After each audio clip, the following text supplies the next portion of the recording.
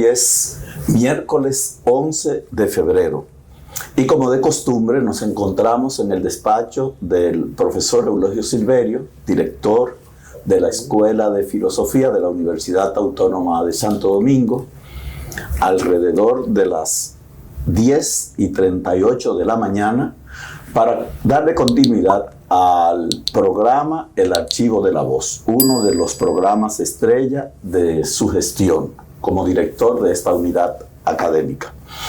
Hoy contamos, además de la anfitrionía del maestro Eulogio Silverio, con la presencia de uno de los pensadores e investigadores de la Facultad de Humanidades que ha incursionado con buen pie en el quehacer filosófico de nuestro tiempo.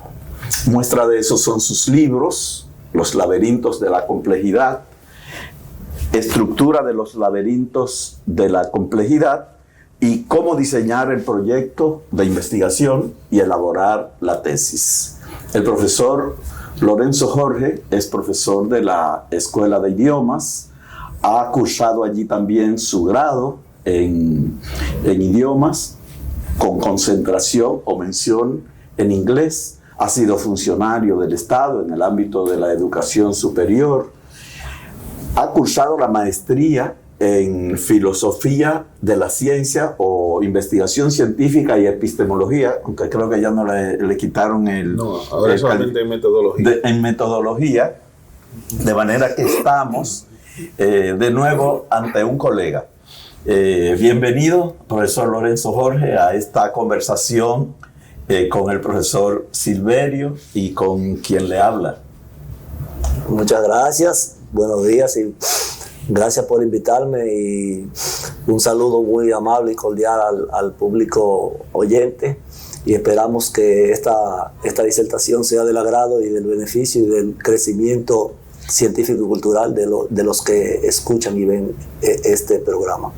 Es común que iniciemos estas conversaciones preguntándonos por quién es Lorenzo Jorge, de dónde viene, de dónde nació, quiénes son sus parientes, cómo llegó a interesarse por esta área de vanguardia del pensamiento contemporáneo.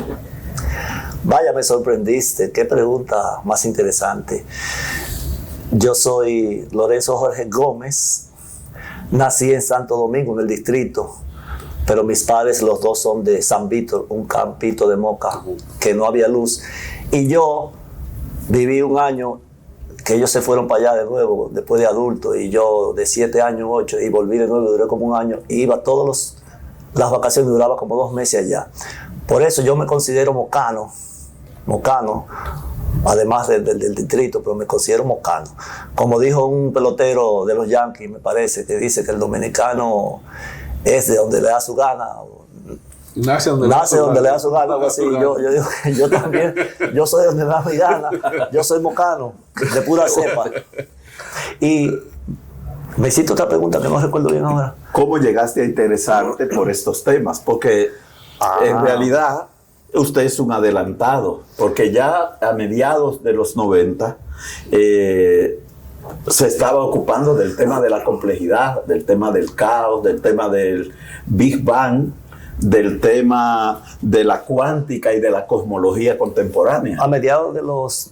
en el 95, exactamente, te voy a decir, cuando yo trabajaba en el Dominico como profesor de inglés, un amigo me hizo llegar un libro que se llama La complejidad, at the edge of chaos and order, la complejidad al borde del caos y el orden. Ese fue un bestseller en esos tiempos. Cuando yo lo leí, yo quedé estupefacto, sorprendido, anonadado, porque yo tenía como 3 años que ya no me interesaba mucho leer casi nada, te lo juro, duré como 3 años que casi... Después yo leer, que yo era un come libro de los 13 años, yo me paré un paréntesis y no encontraba que leer, porque como que nada me interesaba.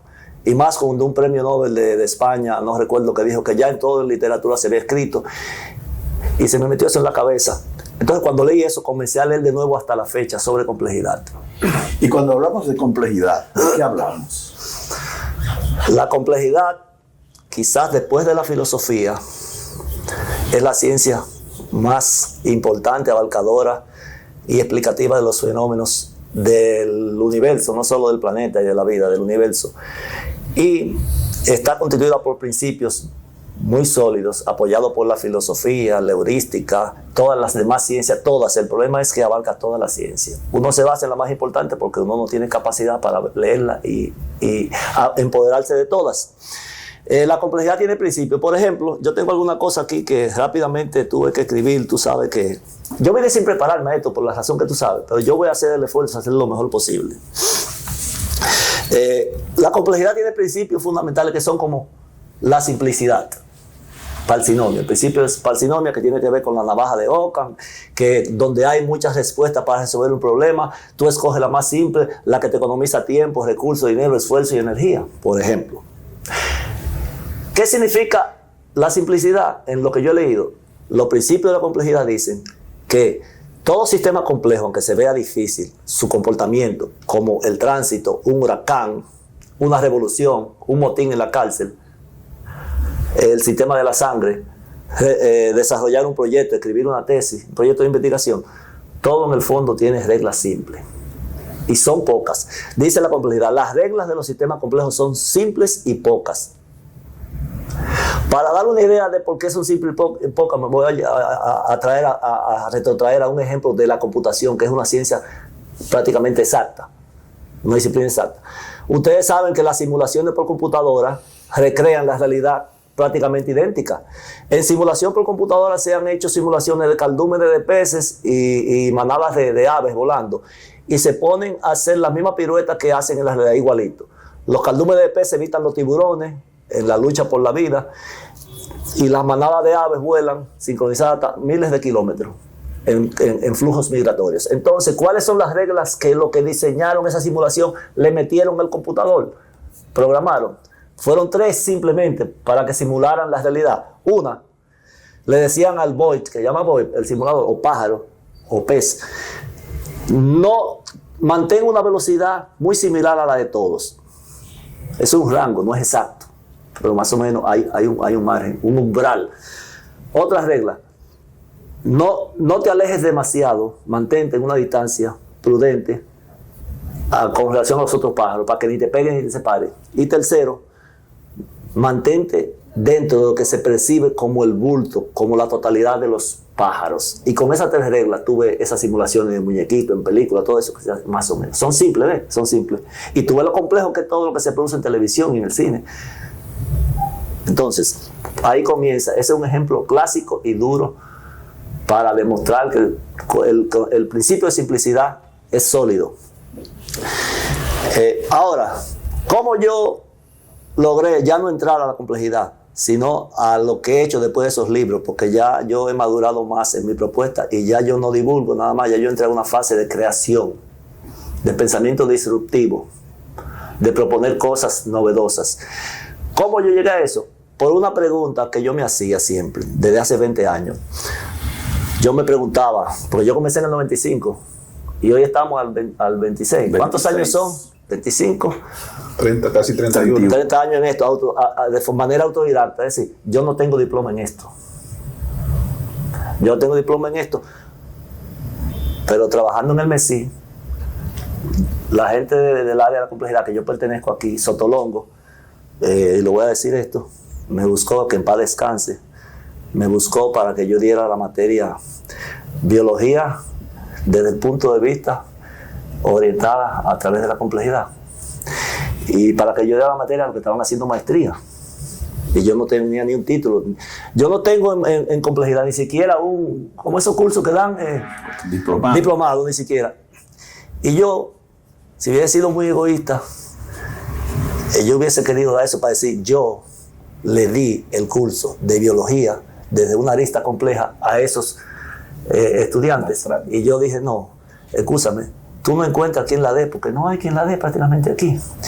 Y yo le dije, no, yo me respeto un poco, yo lo siento, yo sé que tú tienes necesidad y quizás yo lo hago bien si me pongo, porque no hay, pero yo en lo que no domino bien y que no puedo aceptar preguntas de biólogos, de cosas intrascendentes, los hombres quieren hacer quedar mal y yo no lo voy a dar, yo no la di. Me dicen, pues está bien, no la dé, pero me va a buscar a alguien que tú creas que la puede dar.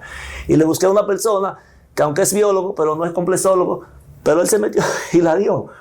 Pero esa es una anécdota de la formación que yo tengo en el área de la complejidad, sin título, porque es autodidacta.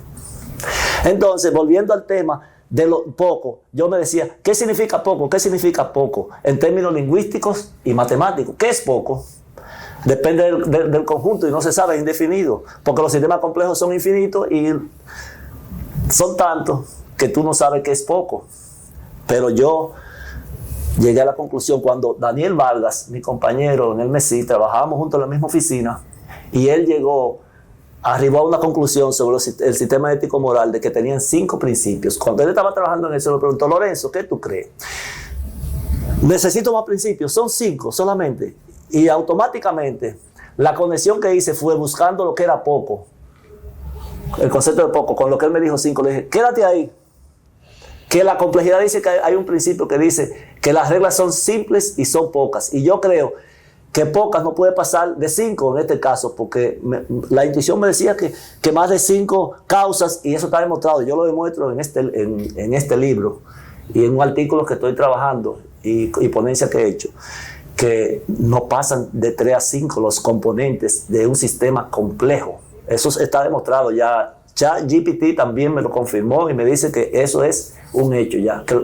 Entonces, porque yo le dije, yo pensé automáticamente en esa oficina, fue una intuición de los dedos de la mano, que es lo que más me llegó para decir que no pueden ser más de 5, y no son más de 5. El 5 representa el límite, el umbral, donde después de ahí se dispersa todo y no tiene estabilidad un elemento dentro del sistema. Inclusive con la IA concluimos que el 5 representa la reproducción, la perpetuidad de un sistema. Que el 5 representa, analizamos casos de biología de la flor, del fruto, etcétera, de las plantas. Y el 5 en la flor es el fruto.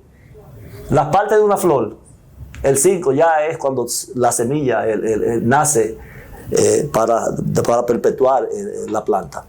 Esa es otra teoría que hay que seguirla trabajando, porque yo la dejé porque no tengo tiempo para tanto. Esa es más compleja. Pero el 5 es el límite superior y el 3 es el inferior.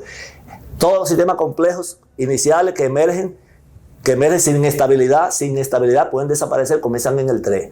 Porque el 2, que son 2 elementos, me dijo Amado Reyes, y yo también seguí estudiando una vez, en paz descanse, me dijo discutiendo conmigo, no, pero los sistemas complejos, me dijo, pero el 2 representa un sistema caótico, pero un sistema caótico no es un sistema complejo.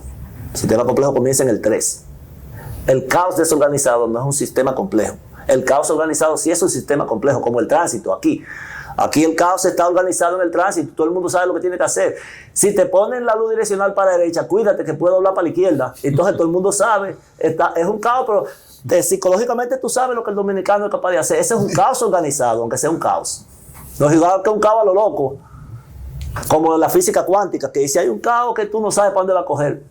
Bien, se me olvidó ya de tantas cosas que hay que decir por dónde iba, pero lo voy a retomar. Entonces, Daniel Vargas me dice, le digo a Daniel Vargas después, es eso. Y después le digo, sigo investigando y le digo, Daniel, te voy a tumbar tu teoría. Te voy a tumbar tu teoría del 5. Ya yo tengo otra. Y yo estaba entusiasmado porque yo estaba seguro que tenía una intuición buena. Me dice, es 4 el número clave. Y comenzamos a discutir y me dice después, no, mira, yo estoy de acuerdo. Lo que pasa es que el 5 es el límite. Y dije yo, coño, pero escúchame el coño, que lo dije una vez. Escúchame, no ese es San Antonio, pero eso es parte del discurso. Sí. Me dijo Daniel, digo, sí, el 5. El 5 es el límite superior, no tiene contradicción con lo mío. Y seguí buscando y dije, coño, pero otra vez, coño, qué vaina. Mira, escúchame. El 3, dije, pero tengo que buscar un intervalo mejor. Y falta uno, y es el 3. Pero yo tengo un algoritmo para demostrar que el 4 es el número óptimo, el 3 es el límite inicial y el 5 es el final. Si un sistema complejo, una causa de un problema, pasa de 5 causas, si un problema o un fenómeno pasa de 5 causas, eso quiere decir que el sexto se puede incluir en una de las anteriores, que está redundando. Eso está demostrado. Yo lo he demostrado documentalmente y con la historia de la ciencia, con todos los casos de la ciencia. Con ejemplos vivos de revistas internacionales que hacen estudios sobre las emociones, sobre el gen, que ganaron el premio Nobel en estos días, se llama el gen FOXP3. con las células o los glóbulos blancos reguladores que son, le llaman TREX reguladores. Y con muchos casos vivos de descubrimiento. Entonces, ¿por qué yo me guié de un intervalo? No es a lo loco, ni es por azar, ni es por un capricho, porque me gustaron los números. Esto no es numerología lo que yo voy a plantear. No, es un estudio serio de cantidades en lo interno de todo sistema complejo, en la base de interacción de sus elementos. ¿Por qué el intervalo es importante? Porque yo lo tomé con base en la matemática. No es a lo loco. Tú sabes que las matemáticas son los modelos que te sirven para tú, como dice Popper en refutaciones, de conjeturas y refutaciones, y otros epistemólogos y científicos y filósofos, que los modelos matemáticos son los que al final te dicen que la teoría es coherente con la observación, que es consistente entre práctica, entre experiencia y teoría. El modelo matemático es el instrumental más buscado, más utilizado para confirmar teorías o falsearla al estilo Popper. Entonces, la matemática fractal, que yo he tenido que ver mucho sobre eso, que es difícil, que tú le preguntas lamentablemente a los matemáticos aquí y en muchos sitios del país, en universidades, no conocen. Tú le dices, no, yo no sé lo que es eso. Gente que hasta maestría tienen. No sé lo que es la matemática fractal. Que la matemática fractal lo que te dice es que el universo, la naturaleza, está hecha de cosas y sistemas que tienen mucha similitud, que lo que cambia es la dimensión, el tiempo y el espacio. Pero que, por ejemplo, como la cebolla, un ejemplo, que la cebolla tiene círculo concéntrico, no importa el tamañito de la ¿cómo se llama? La rebanada. Siempre hay una mismicidad circular que tú lo ves con los ojos. Pero eso se da en otros procesos de tiempo, computación, en teoría de la información, en el tiempo y en el espacio. La gente cree que nada más en el espacio, de que el brócoli, el pino, que tienen una forma, las hojas, las ramas y el árbol completo, parecido. Mismicidad independientemente de la escala, del tamaño. Esa matemática me ayudó a visualizar que todo se da en los sistemas parecidos intercontextualmente porque obedece a una ley de las matemáticas, un principio matemático de la fractalidad. Pero el otro es que ahí que busco el intervalo. La matemática difusa o lógica difusa, que tampoco la conoce aquí hay que mejorar la enseñanza. La matemática difusa te establece, o la lógica, es que tú no puedes, en ciencia aplicada, para producir una tecnología o lo que sea, tú no debes depender de un parámetro fijo, de un umbral fijo, porque no te da flexibilidad. Y yo busqué flexibilidad con el intervalo, como hace la matemática difusa. En lugar de tú poner que el aire se apague cuando llegue que cambie cuando llegue a 17, la temperatura que te guste, 21 grados, tú dices, no, yo quiero que tome en cuenta el exterior, cómo está el calor, para que en lugar de apagarse o seguir trabajando a los 21, que sea del 21 al 25, un margen más flexible. Y así trabajan los calentadores de agua, los aire acondicionados y muchísimos equipos electrónicos y mecánicos de la ciencia, de la sociedad moderna, con un intervalo. Y yo apliqué eso a la filosofía y a la complejidad. Esas dos matemáticas. Y la matemática topológica, bueno, la fractalidad nace de la matemática topológica. Entonces, por ahí que va lo del intervalo, que no fue un invento de que porque me gustaron los números. No. Tiene su racionalidad científica, epistemológica, de simplicidad, que es fundamental de donde yo partí. Pero ahora me parece que es oportuno indicar qué es la complejidad. No sé. ¿Qué ustedes creen? ¿Puedo decir algo sobre eso? Y para eso voy a auxiliarme de algo aquí que tengo de uno de los padres de la complejidad, Prigogine, un químico que le dieron el premio Nobel en 1977. Él descubrió, por ejemplo, lo que le llaman las estructuras disipativas, que son sistemas abiertos en química. Estudiando reacciones químicas, llegó a conclusiones cosmológicas, de lo particular a lo general. Se mantuvo, dice él, que esos sistemas se mantienen consumiendo y disipando energía del exterior, porque es en entornos abiertos, ¿verdad? y lejos del equilibrio termodinámico. Y él demostró eso, que esos sistemas se mantienen y que van cambiando y que de ellos nacen cosas nuevas. Y dio un ejemplo de una reacción que se llama Belousov-Sabotinsky. De ahí parte él para demostrar a nivel del universo las estructuras y de todo, las estructuras, para aplicarlo de forma transversal a todos los sistemas. Las estructuras disipativas, a lo social, a lo cultural, a lo físico, a lo químico, a lo biológico.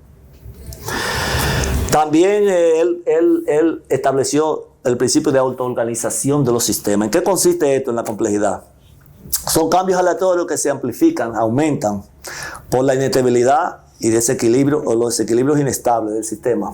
Hay mucho desequilibrio, muchos cambios. Entonces, espontáneamente el sistema produce patrones de orden, sin ayuda externa. Si en sistemas abiertos, el sistema también produce emergencias de cosas nuevas, novedosas, sin que nadie le ayude ni le meta reglas. Espontáneamente, eso es uno de los misterios de las incógnitas del mundo, de los sistemas complejos, que cosas emergen prácticamente de la nada, de la nadidad. Otro principio es el de irreversibilidad, que tiene que ver con la llamada flecha del tiempo.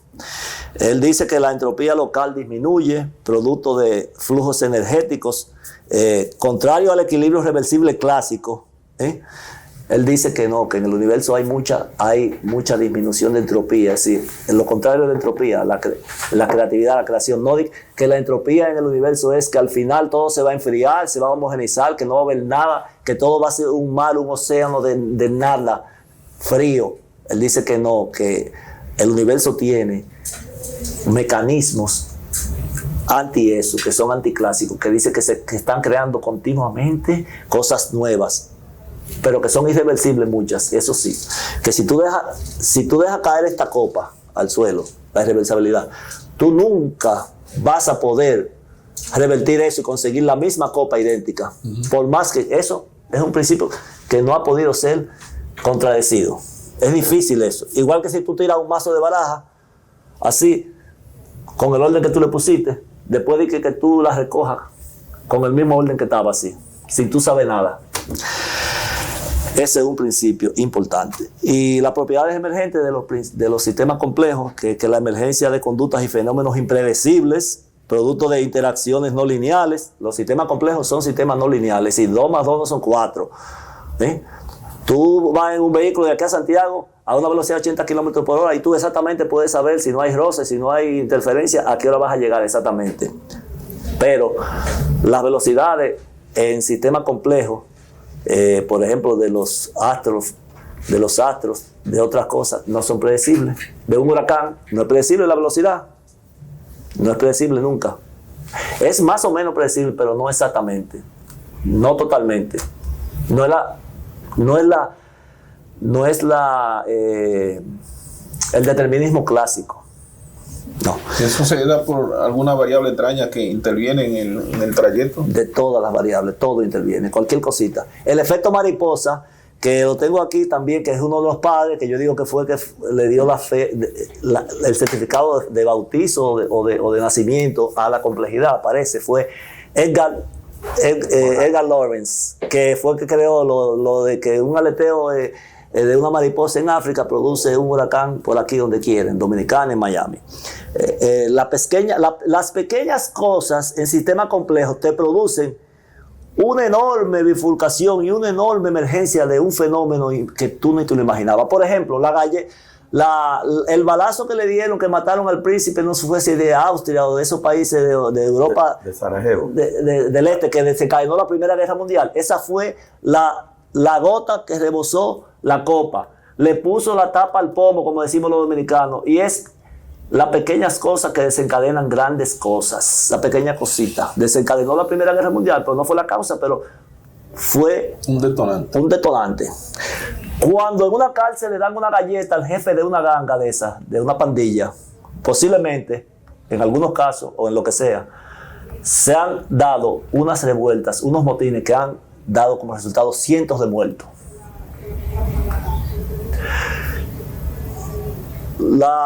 El golpe de estado de Juan Bosch posiblemente no sea una cosita, pero es un desencadenante.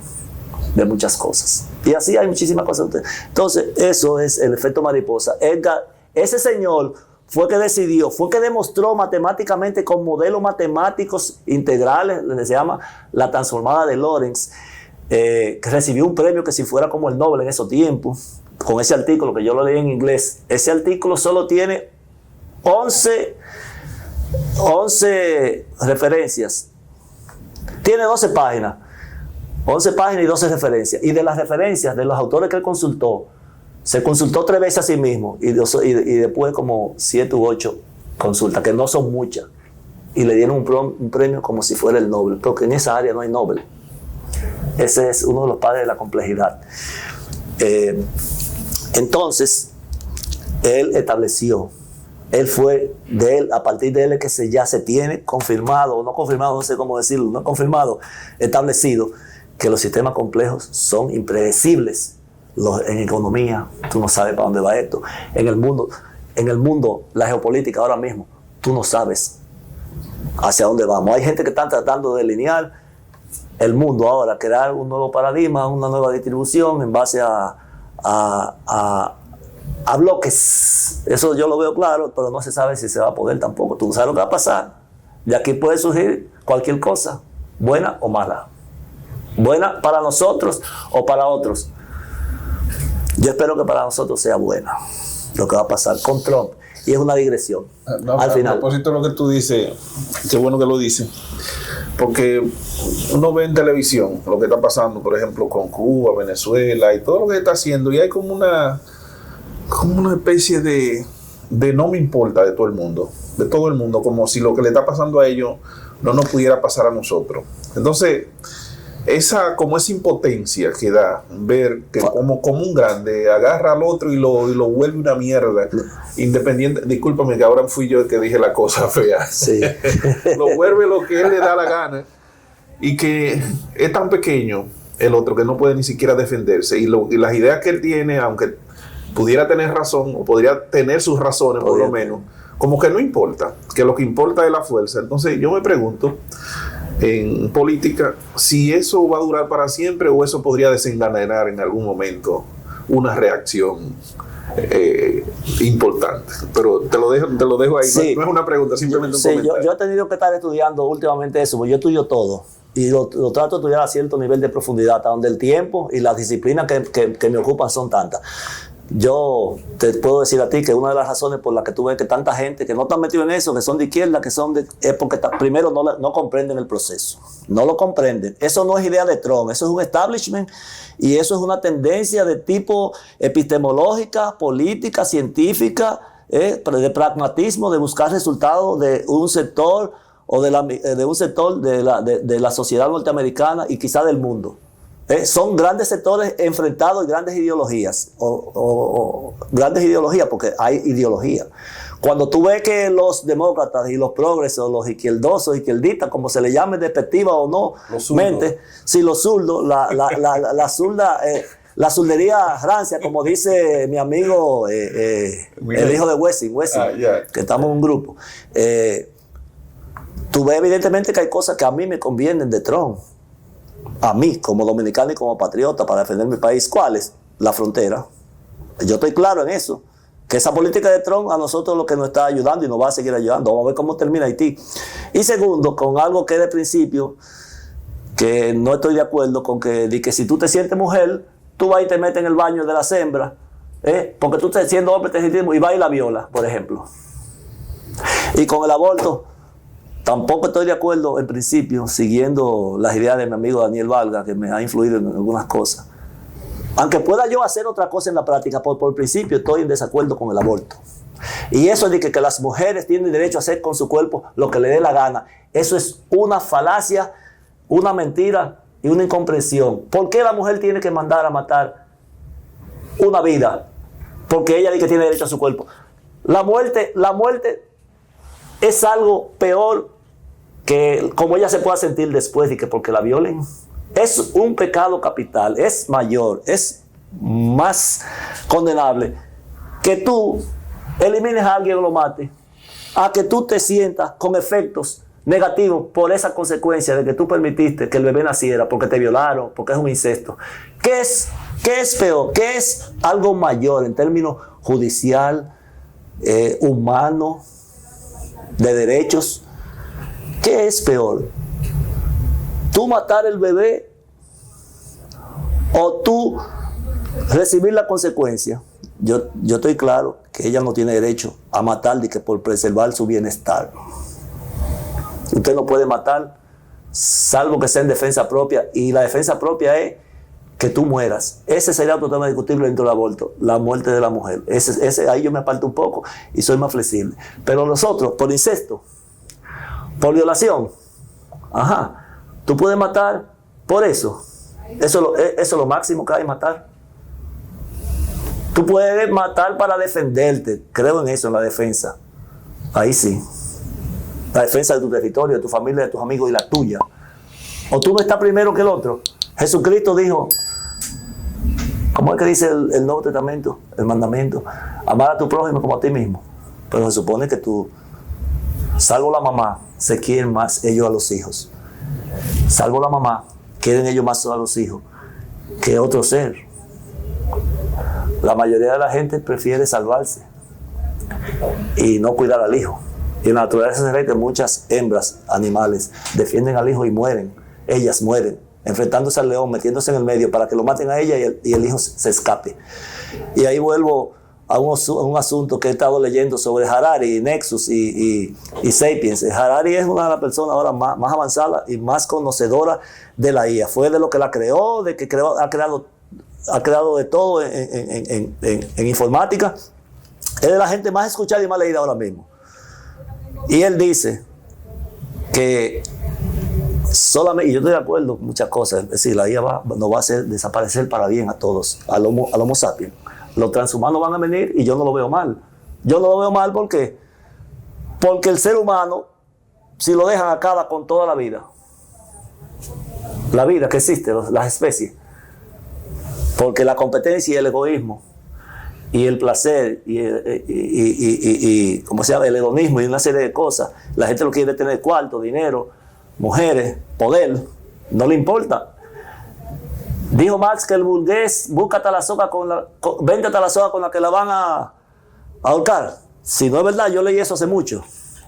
Las IAs, Harari dijo que de la única manera posiblemente que se detiene que las IA destruyan la vida en la tierra, el ser humano, es si se le mete un programa, un software, una instrucción que diga, que visualiza al ser humano como sus hijos, para que ella tenga moral y éticamente el concepto de madre. Porque la naturaleza lo único que es capaz de dar su vida, o lo único no, en general, porque hay excepciones, por alguien es la madre, los animales y los seres humanos, las mamás también, las mamás. Entonces, si le metemos a la IA, dice él, la instrucción, el mandato, el software que diga que debe considerar a los seres humanos como sus hijos, que ella es la madre, ahí puede haber un cambio. Yo soy de lo que creo, y lo he dicho hace mucho, antes de leer a Harari y a alguna gente, que el hombre es el único, el Homo sapiens es la única especie que ha creado la tecnología o la descendencia, la entidad que lo va o a esclavizar o a hacerlo desaparecer. Es el único. El Homo sapiens y el Homo erectus nacieron no porque uno destruyó al otro, sino por cuestiones de evolución, como que dice Darwin, cuando tú te adaptación y supervivencia.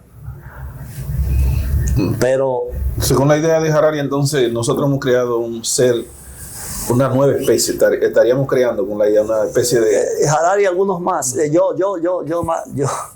hace mucho, yo hace como 30 años que tengo esa idea, porque yo leí un libro que se llamaba La Cuarta Discontinuidad, que planteaba algo parecido sobre la creación del cyborg, del superhombre Nietzsche, pero que es el transhumano, como tú le quieras llamar, no hay nombre todavía, Pero yo tengo esa idea antes de que yo leyera Harari, por un libro que leí, por las películas que he visto, y de Matrix y de cosas. Yo me he desarrollado esa idea en mi mente hace mucho, que nosotros vamos a desaparecer, porque el que lee la dialéctica de Hegel y del otro, el Heráclito y de todos, que todo cambia, que todo desaparece. ¿Por qué nosotros tenemos que ser eternos? Porque tenemos una idea antropocéntrica del cosmos, de la vida, de todo. Por eso somos privilegiados. Y mira que yo creo en Dios, y ahí entro en contradicción con mi creencia. Eso te iba a preguntar. Pero a mí no me importa. Te escuché mencionar algo que está sustentado naturalmente en una creencia. Entonces, ¿cómo no choca eso, la teoría de la complejidad, con aceptar un ser que de alguna manera plantearía un determinismo en todo lo creado? ¿Cuál ser el que plantearía ese determinismo? No, partiendo de que es una visión cristiana de que hay un ser que creó el mundo y la naturaleza y todas esas cosas. ¿Y quién la plantea? Porque yo leo la Biblia y soy cristiano. Oye, qué contradicción. Yo soy cristiano. Una pregunta que te hago. No, que no lo entiendo todavía. Vamos a ver. Porque a veces yo no entiendo las cosas. Vamos a ver. Ok, dile. Si hablamos de complejidad, de teoría de la complejidad, y en la teoría de complejidad se supone que no hay determinismo, o sí lo hay. A media, no total. No hay, en el mundo hay determinismo y hay variación, pero el determinismo no es un determinismo clásico. Es que hay, como los huracanes, en los huracanes hay un determinismo. El artículo de Lawrence en inglés que he leído como 3 o 4 veces, se llama flujo aperiódico determinista. Flujo aperiódico determinista, porque no hay un punto que sea igual cuando se desarrolla un huracán o un sistema complejo. En las coordenadas de alto, como en los ejes cartesianos, en perspectiva, cuando los aviones están volando, no pueden ninguno estar en el mismo punto de coordenada, porque chocan. Y los huracanes, no hay un momento, ningún momento que esté en el mismo sitio. En ninguno. Todo cambia en microfracciones de segundo. Entonces, que ya se me está por olvidar por dónde era que quería ir. A mí no me importa, porque si no es así, no creo nada.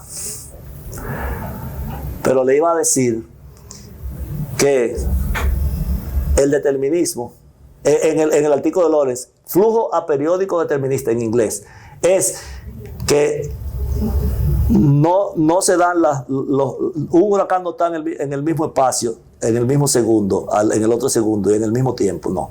Y que, sin embargo, eso es aperiódico, eso es como indeterminismo. Pero entonces el título del artículo dice determinista, pero sí te dice que aunque no es predecible el huracán, tú sabes que si el huracán viene de África por ahí, tú sabes que es muy difícil que se devuelva para atrás a sí mismo, de que dé una vuelta para atrás y cae en Cabo Verde. No, hay una especie de determinismo a media. Y que el huracán, hay muchos modelos que dicen lo mismo. Eso es una especie de determinismo. Salvo el último, que ese fue difícil, porque ese sí era, ¿cómo se dice? Errante.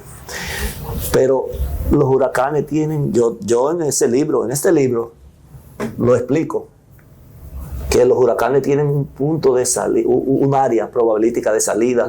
En base al Ecuador, todo surge más o menos a 5 grados para acá del Ecuador. Lo del trópico del sur, aquí, los países del trópico, en el hemisferio norte, que estamos en el norte, el sur después del Ecuador, nacen como, y desde el África para allá a 5 o 10 grados. Después de 5 para allá, cerca del Ecuador, no nacen los huracanes tropicales. Y tampoco nacen para arriba a 30 y pico de grados de latitud. Tampoco. Y la temperatura, hay una temperatura específica, hay unos parámetros y unos umbrales. Eso es una especie de determinismo relativo, con una especie de intervalo. Por eso es que la matemática difusa es tan importante, y lo que yo hago con los intervalos, porque se trabaja con intervalos. Nada es exacto. Ni la medida que se toma para el tránsito, ni la medida del gobierno, ni la medida de los comunistas, ni los de derecha, ni de los profesores. Uno trabaja es con un margen de error. Y los modelos tienen un margen de error, pero son en cierta forma hay una especie de determinismo. Lo dijo el padre, uno de los padres de los sistemas complejos, en su título y en lo que explica, con ecuaciones, porque eso no es lo loco, esos son modelos matemáticos, que para contradecirlo hay que saber matemáticas. La pregunta que me hiciste, que ahora todavía creo que no la contesté. Esa visión de teoría compleja o teoría del caos con aceptar algo que viene de fe. ¿Y quién es que lo acepta? Porque yo no sé si a mí que tú me lo estás diciendo. No, Te hago una pregunta ahí, no es una acusación. No, tú te desdoblas, por eso que hay que ser flexible. Yo soy flexible, yo creo en Dios, creo en Cristo y me hago muchas preguntas, pero yo no lo mente a eso. Porque yo no me fijo, yo no me asiento en eso a lo loco, así de que no, y tengo que estar explicando la Biblia y que la Biblia dice esto, no, porque inclusive yo tengo preguntas sobre la Biblia, porque yo creo en Dios, pero yo a veces como que me quiero burlar, pero Dios sabe que no es burla. Okay. Dios sabe que eso es inteligencia y eso es creatividad, y eso es para botar el golpe. Por ejemplo, esta pregunta, tú no se la has oído a nadie, fui yo que me la inventé. Hace mucho con Valga hablando, porque Valga sabe mucho de religión, sí. un experto. Yo me inventé 2 preguntas, porque las preguntas son la clave del descubrimiento. Lo más importante en el mundo es hacerse preguntas, no son los resultados, para el desarrollo y el progreso de la ciencia. Yo les voy a preguntar a ustedes 2. Desde el punto de vista de una hermenéutica de la Biblia, de una comprensión de la literatura, de la retórica, en el Génesis, ¿qué está haciendo Dios ahora? Esa es una. ¿Qué está haciendo Dios ahora? Yo me inventé esa pregunta. ¿Qué está haciendo Dios ahora? Dígame usted. No, yo no tengo idea de qué podrá dar. ¿Tú no has leído el Génesis? Sí, claro, pero no tengo idea de qué podría estar haciendo. Bueno, ¿y usted? Sí. ¿Qué está haciendo Dios ahora? En este momento. Sí, en este momento. Según la Biblia, el Viejo Testamento, el Génesis. Bueno, quizá está descansando, como dice Juan Boy en el cuento de la... Yo no sé si tú... Dame la mano, espérate. Yo no sé si tú oíste eso porque yo lo he regado aquí hace mucho tiempo. Pero tú... Oye, de la poca gente, hay como 2 o 3 gente que me han dicho que está descansando. Es descansando que está, porque si Dios hizo todo, un universal en filosofía, una premisa universal. Si Dios hizo todo hasta el 6º día, ya hizo todo, ya no le queda nada por hacer y cogió el último día para descansar y Él es eterno, omnisciente, omnipotente. El descanso es eterno por lógica hermenéutica y lógica del discurso, ¿o no? Yo no veo otra lógica. Que diga en otro evangelio que no, que está haciendo ya, pero yo dije en el Génesis. Claro. Y otra pregunta. ¿Adán tenía ombligo? Del punto de vista de una hermenéutica del Viejo Testamento. Dígale, eso es una antinomia, porque sí, claro. Sabemos que el ombligo es digamos que la cicatriz del cordón umbilical, y él no nació de mujer. Pero ¿por qué es una antinomia? Porque si Dios lo hizo, ¿verdad? Y lo hizo conforme a sus parámetros de perfección, no lo iba a hacer prescindir de ombligo, porque por esa vía pudo también hacerle prescindir de oídos y de boca, porque en principio Adán no tenía con quién hablar ni a quién escuchar. O sea que es una antinomia. Una antinomia. ¿Tú puedes describir un poquito lo que es antinomia? Bueno, en este caso. Una antinomia es una problemática o un dilema en el que tanto tú puedes encontrar, me pasa mucho con las explicaciones psicoanalíticas, que yo soy aficionado al psicoanálisis, que a veces tú encuentras tantas buenas razones para proponer un patrón de explicaciones como para proponer otro, y entonces ni se anulan ni se contradicen. Está bien, yo te voy a tratar de anulártelo ahora. Anulártelo en base a lo que han dicho los que crearon las Biblias, el Vaticano. Ajá. Sí, vamos a ver si me sale. Dios lo hizo, según la literatura, según yo creo en mi lógica, lo hizo sin ombligo a Adán. Pero ¿qué pasa? Como el Papa, el pasado, que dijo que sí, que pueden convivir la evolución y la creación, que Dios hizo el diseño. Dios diseñó todo eso y diseñó las leyes, el programa y el software para que el mundo evolucionara después que lo creara. Entonces sí, Él lo dejó que evolucione. Después los otros vinieron con ombligo. ¿Y cuántas veces no ha habido mutaciones que son las menos? Y las mutaciones hacen que las cosas sean diferentes, nacen especies diferentes, nuevas. Entonces, porque, mira, esto me surgió ahora, yo no voy a dar esa respuesta. Fue por usted, que es tan inteligente y tan estudioso, que me trajo el término de antinomia. Pero yo no sabía que yo podía tenerte la contraria. Yo dije, ya me atrapó. Ya, pero me salió esa de que sí, Dios permite la evolución. Y entonces, ¿cuál es la maldad? ¿Cuál es el pecado de permitir que después los otros tuvieran ombligo? Porque la gente, el primer hombre no tenía los dientes grandísimos y parecía, eran simios y tú sabes, el hombre del tanque, mañón, de la caverna. Y entonces han evolucionado, pues entonces, según la creencia de lo que son los jefes, lo que se supone que saben más que nosotros, aunque no lo sepan, eso es posible. Lo creó sin ombligo. Y mira, la respuesta a esa pregunta yo no la tenía. Ahora aquí fue que la conseguí contigo. Bueno, es evidente que la intuición, las preguntas, como usted decía, profesor, desempeñan un papel cardinal en la investigación, en el descubrimiento. Y a propósito de eso, quería yo preguntarle, serendipia, ¿qué le dice a usted en el marco de la complejidad, del caos y de la simplicidad? Sí, eso está muy estudiado. El azar es una categoría histórica. La suerte, la buena, la mala suerte.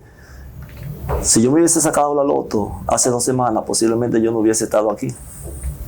O un mes antes. Eso es serendipia.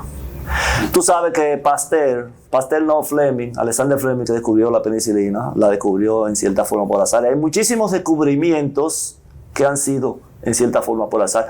La serendipia, serendipity en español, serendipity en English, serendipia en español, no estoy ahora, pero es una categoría histórica. Tú eres tu desarrollo, tu esfuerzo y cosas buenas o malas que se te crucen por el camino. Eso está claro. Yo creo en eso. Eso es así. ¿Tú crees en eso? Bueno, es que hay cosas que no se pueden dudar. La pregunta es si las cosas que se nos cruzan por el camino, si nosotros estamos en capacidad de distinguir, que es una cosa importante, porque muchas veces se te cruzan muchas cosas por el camino y como tú no tienes la preparación, no tienes la experiencia ni el entrenamiento para distinguir, entonces siguen pasando por tu vista, ¿verdad? Te voy a buscar la contra de eso. Yo sé lo que tú dices, es cierto. La suerte nada más le llega, como dijo Corripio, el que se levanta a las 4 de la mañana a trabajar y ahí se encuentra la suerte. Pero también muchos que se levantan a las 4 por la mañana encuentran la muerte y otros encuentran la dicha. Es decir, que se aplica tanto para el caso que tú planteas como para el contrario, como que muchos con el mismo nivel, el mismo afán, no tuvieron la suerte y por eso no descubrieron. Yo no sé si tú estás de acuerdo conmigo ahí, pero yo lo veo como fácil y elemental. No tenemos que estar de acuerdo, simplemente... No, pero quiero tu respuesta. No, bueno, yo lo tomo como una hipótesis de trabajo. ¿Una hipótesis de trabajo? Lo que tú afirmas, claro. Pero yo lo veo bastante fácil. Yo te acepto lo tuyo, te lo acepté de una vez, sí, que al vago la suerte no le acompaña. Pero a los que se fajan mucho y trabajan duro, de esos 10, es posible que alguno, 2 o 1 o 3, la suerte lo acompañe mejor que los otros y ahí se hace una diferenciación. ¿Tú no lo crees? Se ve como lógico. Bueno, a propósito de la... Ustedes están duros en contestarme eso tan fácil, los dos.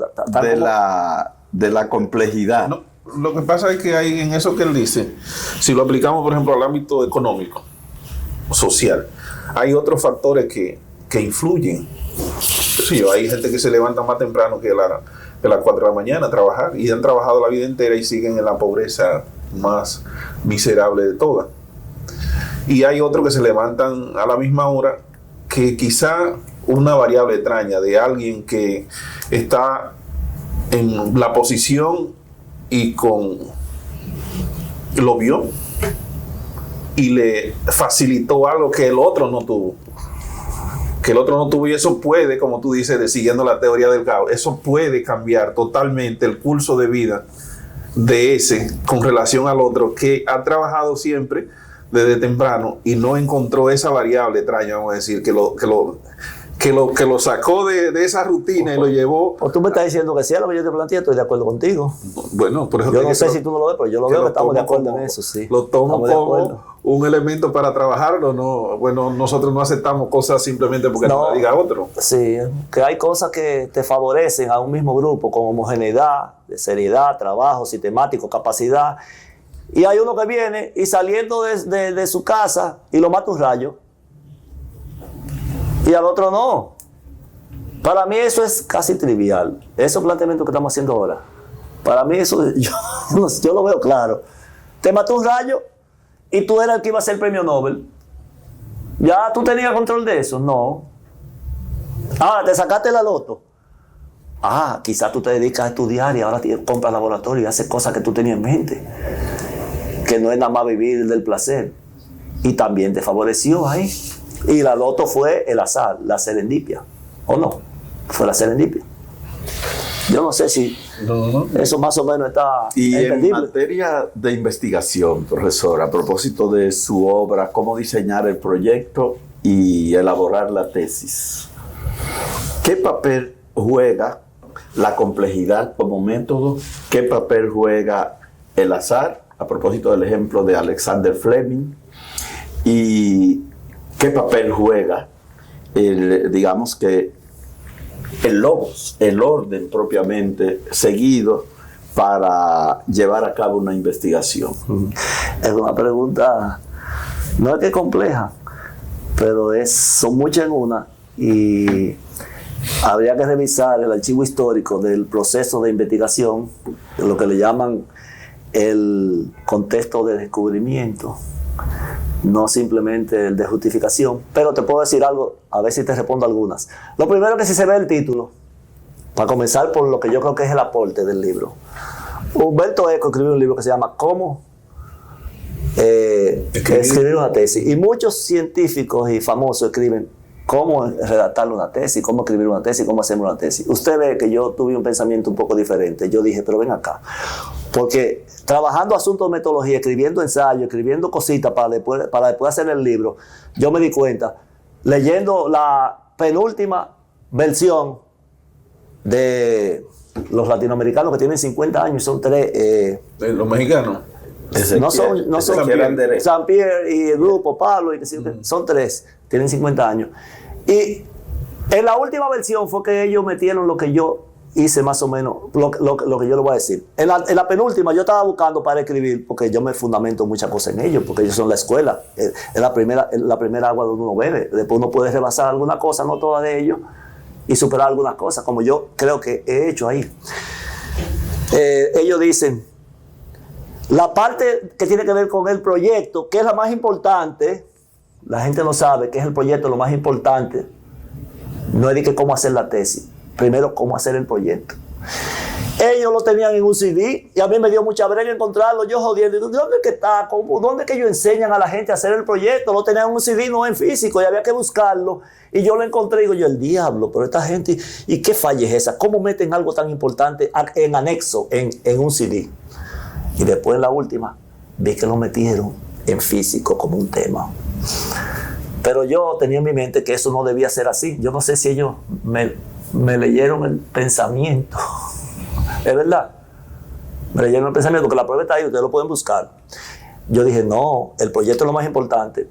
En el MESI que yo trabajé, y en el mundo, que es lo que no se hace en la UASI en el país. Cuando usted hace un proyecto, que usted escribe los objetivos, los asuntos metodológicos y los objetivos, pues el planteamiento, los objetivos y si hay preguntas.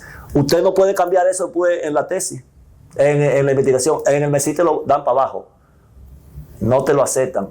Perdiste todo tu tiempo. Si tú vienes después y a cambiar los objetivos cuando tú estás haciendo el proyecto, no, solamente me dijeron un caso de yuca, de cultivo, no para combatir una plaga, porque había una plaga que había que eliminarla, pero apareció otra, le permitieron para aprovechar al mismo tiempo, cambiar el objetivo y ampliarlo. Okay, ampliarlo. Pero nosotros aquí, ¿sabes lo que hacemos? Nosotros no aprobamos proyectos. Yo puedo ser crítico aquí. Totalmente. Esto es filosofía. Decir cosas que son problemas de la universidad. Esto es filosofía, bueno, dale. Aquí nosotros, y yo que tengo mucho tiempo ya evaluando y examinando y asesorando y enseñando sobre tesis, nosotros no aprobamos proyectos en la facultad. ¿Tú sabes qué es lo que aprobamos? Un título. Por lo menos en mi escuela. Aquí aprobamos el anteproyecto. ¿Ustedes lo leen todo? Sí, claro. Pues nosotros no. Pues entonces... En materia de tenemos su consejo... Cuatro asignaturas hay aquí nada más. No, nosotros tenemos las asignaturas. Yo te digo que cuando el estudiante manda que el último profesor que le da seminario manda el proyecto al comité de posgrado de evaluación para que aprobar el proyecto, lo que aprobamos es solamente el tema y se arregla el tema un chin. Oye esto. Y yo sospecho que eso no es de idioma, que eso es de muchas escuelas en esta universidad. ¿Ustedes no lo sabían? Pues si ustedes no lo sabían, tomen la delantera, tomen la ofensiva, la vanguardia, y traten de contribuir con eliminar eso, porque eso está creando un daño muy mal. Aquí se están haciendo muchas tesis para salir del paso. Y yo tengo autoridad para decirlo. Porque era parte de ese comité, porque fui coordinador, y para ser parte del comité ahí yo veía todo. Entonces, el proyecto, usted no lo puede variar así por así. En las universidades, no es que yo soy tan inflexible, yo creo que debe ser más flexible que en el fondo sí, ¿verdad? Pero no así, claro. No así. En el fondo sí tiene unas reglas muy específicas. Que son mundiales, esos son estándares mundiales. Aquí casi no se inventan muchas cosas en esa área. No, dependemos de modelos extranjeros que son la gente que sabe más investigar, ¿verdad? En general, ¿verdad que sí? Bueno, aquí también se investiga, mira una muestra. No, pero aquí yo digo, también, pero que en mayor medida... Como en la anécdota de Heráclito. Yo no digo que no, yo te digo que en mayor medida en esos países es que han creado todos estos modelos y... ¿Entiendes? Sí, pero aquí se crea también. Aquí. Sí. No, él lo dice por el avance que tiene cada sociedad, porque exacto, el avance tecnológico y material también dice algo. Depende del avance metodológico y filosófico. Claro. No, a lo loco no se llega a alcanzar niveles de desarrollo que tienen los países, que supongo yo a lo que él se refiere. Sí, a los países. Que está bien, comete un error, se le cae el Challenger y el Columbia. Errores. Se aprende de ahí. Y se aprende de ahí. Volviendo al tema, yo no te contesté ni una pregunta. Yo defendí mi libro, el título. La pregunta fueron ¿cómo interviene la complejidad? Bueno, ajá. Mira, primero es que yo discutí mucho con Bartolo García Molina sobre las partes fundamentales que debe tener todo sistema complejo, y en este caso, el método. El proceso de investigación tiene etapas. Discutimos y Bartolo me convenció y acepté que la etapa de la investigación son 3. Y ahí lo planteo. Son 3. Me parece que el diseño, la ejecución y después la redacción. Pueden ser 4 o 5 y no importa. Lo importante es que sean de 3 a 5. Si le pones 7 etapas, como dicen en el pueblo, te guayate. Porque está dispersando innecesariamente.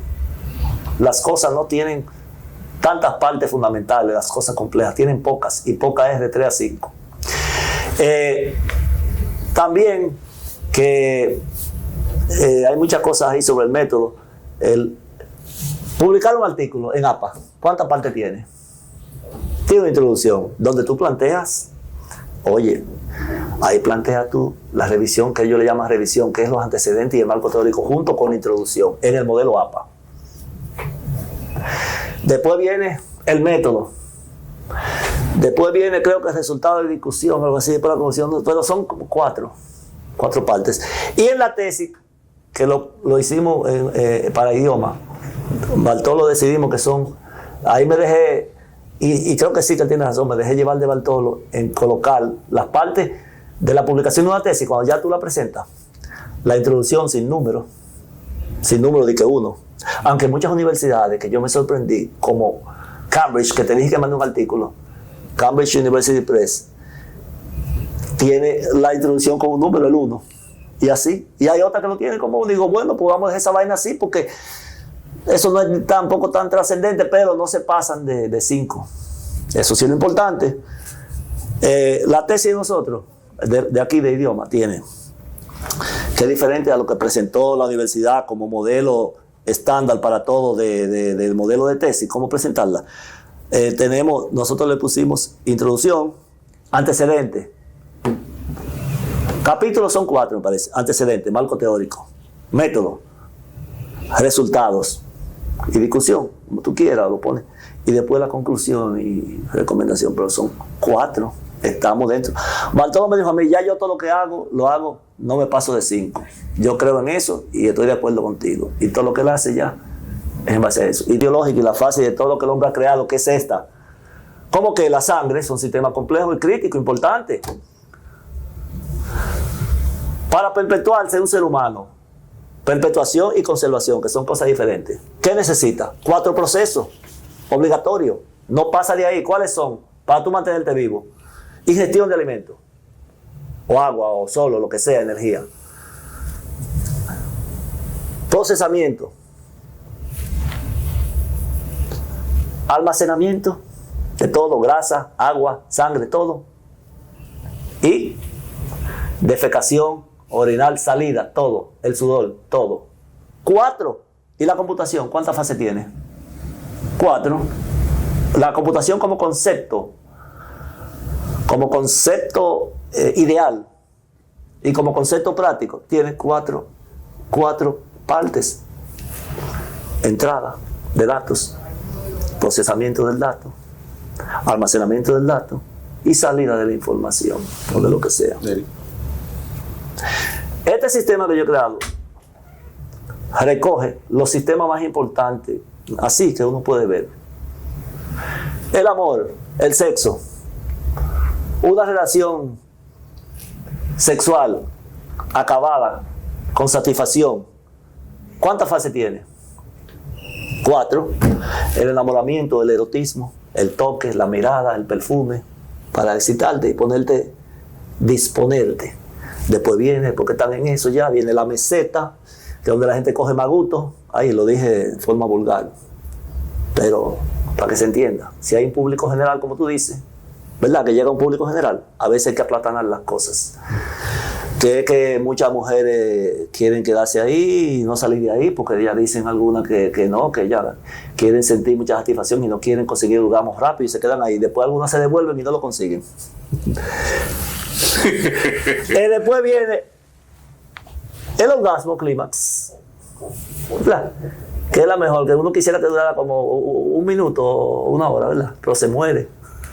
Corazón no aguanta. No. Y la resolución, fase de relajamiento. 4. ¿Por qué entonces si la cosa, y yo no he dicho todas las cosas importantes que yo tengo como ejemplo, si la cosa más importante de la vida, como la vida mismo, la sangre y otras cosas, como el sistema, como la estructura de un cuerpo humano, como el de nosotros, que comienza por lo mínimo, que es la célula, después vienen los tejidos, después vienen los órganos, después viene el sistema, el órgano del corazón, y el sistema cardiovascular, los sistemas cerebral, o sistema de la piel, o el sistema digestivo. Si las cosas importantes, y en química, en todo, de 3 a 5, todo. En física cuántica la mayoría de las cosas son 4, porque yo me reuní varias veces con el físico cuántico de la universidad, ¿cómo que se llama? Uno que es de Barahona, que ya no está, ya creo que daba física cuántica. Nos reunimos varias veces por hora para ayudarme. Y me dijo, mira, no, un físico, él es Barahona y tiene una hija que es una física brillante, que fue a Italia y está aquí en el país. Y él me dijo, todo Lorenzo es 4 casi en física cuántica. Todo. En biología, como tú viste, casi todo es 4. Los sentidos, ¿cuántos son? 5. No es verdad que hay más de 5 sentidos. Yo he analizado eso ya. Eso que dicen de que el magnetismo, que las aves se guían por el magnetismo, realmente obedece al sentido de la piel, del tacto, de las percepciones de ondas. No es por los ojos, ni por la nariz, ni por el gusto, ni por el oído que se perciben esos estímulos. Es por una especie de tacto que se excita. Y ellas, las aves, van buscando el polo norte o lo que sea, el polo magnético. Y otra especie, y animales que se guían por la serpiente, por el calor. Eso no es de vista, ellos no ven. También he leído muchos artículos que son más de 5 sentidos.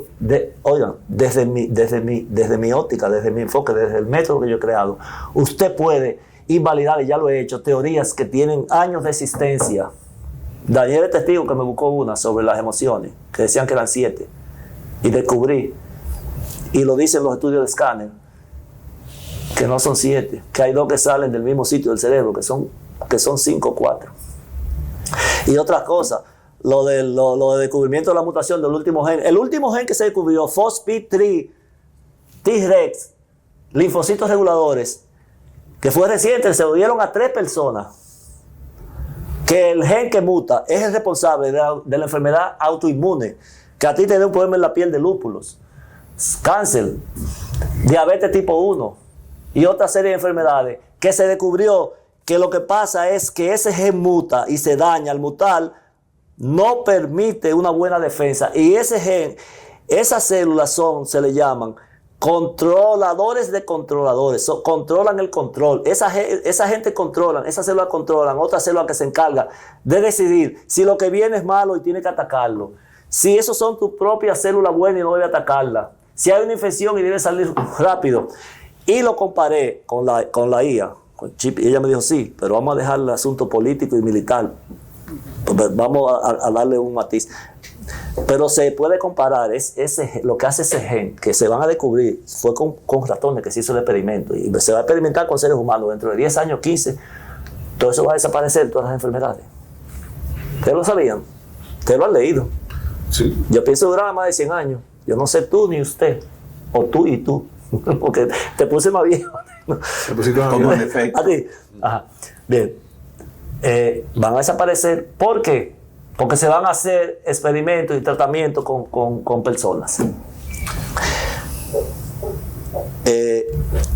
Como pasa, para que ustedes tengan una idea, una metáfora, un símil, no sé, de cómo funciona eso, ese gen. Es parecido, ustedes han visto películas de guerra, ¿verdad? Cuando hay en las batallas un comando central, en las batallas en la guerra mundial y en todita, hay una casa de campaña que están bien protegidas por la defensa, que ahí están los generales, los que controlan a otros, diferentes niveles de control. No es el Estado Mayor completo de los aliados ni de un país, pero es en esa batalla, en ese entorno, ellos son los que deciden qué hacer. Y ellos deciden que cuando están enfrentados con el enemigo, si están muy cerca, a metro, a 100, a 50, lo que sea, deciden cómo disparar los morteros y los misiles, los aviones y lo que sea, para no matar a su propia gente. Eso es lo que hace el gen, por ejemplo. Y decide, los ejércitos y la Fuerza Armada de un país decide evitar revoluciones o cambios raros y que la población haga lío, y cualquier problema, deciden todo. Ese gen hace eso, decide todo como lo hace el comando militar. Ese es el control de controles. Y por eso es que las enfermedades autoinmunes no han podido curarse. Bien. Por eso, pues sería la ocasión ya para hacerle la pregunta final, y en esta ocasión yo pediría que usted se la haga sobre la visión que él tiene sobre el futuro de la nación dominicana en los próximos años. Me parece un tema formidable para cerrar esta animada conversación, profesor. La pregunta es a propósito de que él mismo se definió como un defensor de la República Dominicana. Sí, Claro. El futuro de Dominicana, si no aparecen muchos traidores con poder, como siempre hay, como dijo Duarte, esos dominicanos que son, ¿cómo que dice? Él habla de los malos dominicanos. El futuro yo lo veo con optimismo, porque si ahora mismo lo que se percibe que con el nuevo gobierno de Estados Unidos protegiendo las fronteras, que es el mayor peligro que yo veo en este país, el de los haitianos, y no soy antianófilo. ¿Cómo es? No soy xenófobo, anti-haitiano, no. Pero creo que nos han desbordado y que nos están invadiendo lentamente. Yo estoy convencido de eso.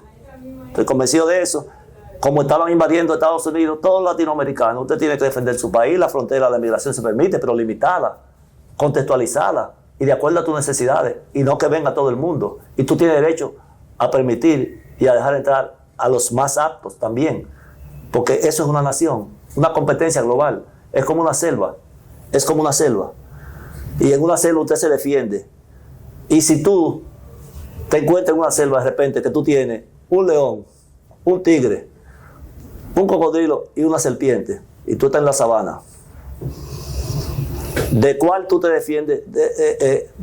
¿A cuál tú prefieres enfrentarte o eliminar si puedes? Yo prefiero enfrentarme al cocodrilo. ¿Por qué? Porque el cocodrilo no se sube a las matas. En una sabana puede correr menos que tú, no está en el agua. Pero la hiena La serpiente se sube a la mata, se puede meterte en el lago. El león y el tigre se suben a la mata.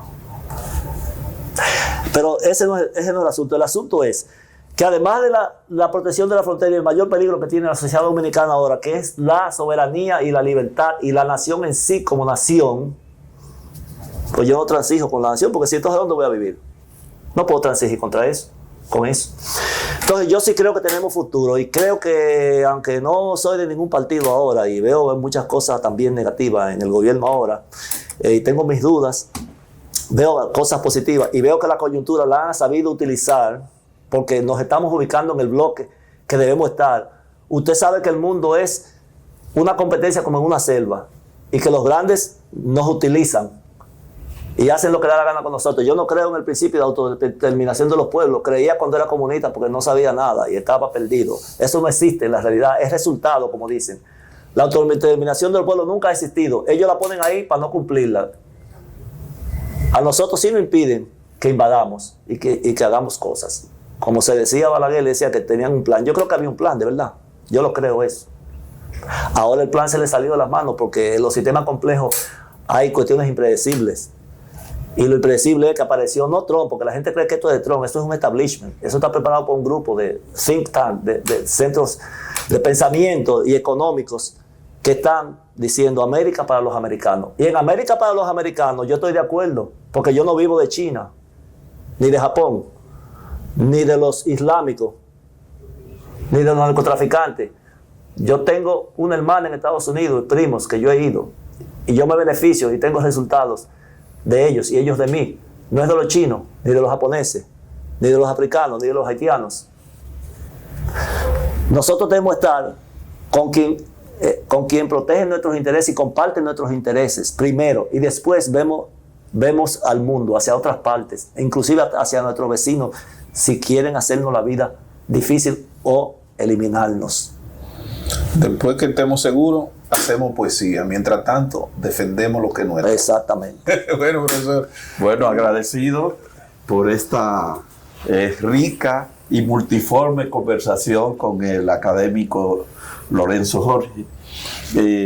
Estos archivos de La Voz siempre cierran con una exhortación, con unas palabras de cierre de nuestro anfitrión, que es el maestro Eulogio Silverio. Nada, para mí ha sido en lo personal un placer, y para la Escuela de Filosofía que yo represento en este momento también tenerte aquí, ya que eres de la persona que te conocí fue cuando tú comenzaste con lo de la complejidad en el 95, siempre dialogábamos, hablábamos, y de las personas que de la Escuela de Idiomas, con el que más tuvimos contacto siempre fue con Lorenzo Jorge, precisamente por estar vinculado a los temas de filosofía. Además que eres tú un gran amigo de Daniel Valga, que es un hermano de nosotros. Y de Morla. De Morla también, sí. Bueno, pero Morla anda por otro camino en términos, sí, de siempre ha andado por un camino zurdo. Pero le agradezco a él. Sí, un gran filósofo, Morla. Claro. Me impulsó. Sí. Claro, entonces, agradecerte y de alguna manera solicitarle que tome en cuenta la revista de la Escuela de Filosofía, la Barca de Teseo, para alguno de esos artículos con calidad para una revista indexada, que nos lo envíe, no sea come solo. No se puede ser come solo. Sí, yo he trabajado en muchas revistas aquí, pero lo que pasa es que no he tenido visibilidad, y como me dice la IA, yo necesito ya salir del país un poco porque no tengo visibilidad, y la IA me dice que a mí lo que me hace falta nada más es que me conozcan y visibilidad, y me recomienda que vaya a los seminarios y a las conferencias internacionales sobre sistemas complejos, como en Santa Fe y en Latinoamérica, pero a mí me sobra material. No, pues, no queremos sobra, queremos... que me sobra material para afuera y para aquí. Para aquí. Ya. Nada, pues gracias, agradecemos al profesor Lorenzo Jorge y esperamos de que este material sea bien apreciado, y si no lo es, problema de ello, como dijo Hegel, peor para la historia entonces. Peor para la historia. Que no se parece. Bueno. Pues peor para la historia entonces. Gracias, profesor. Gracias a ustedes, un placer, y gracias al público que escucha también y que ve el programa.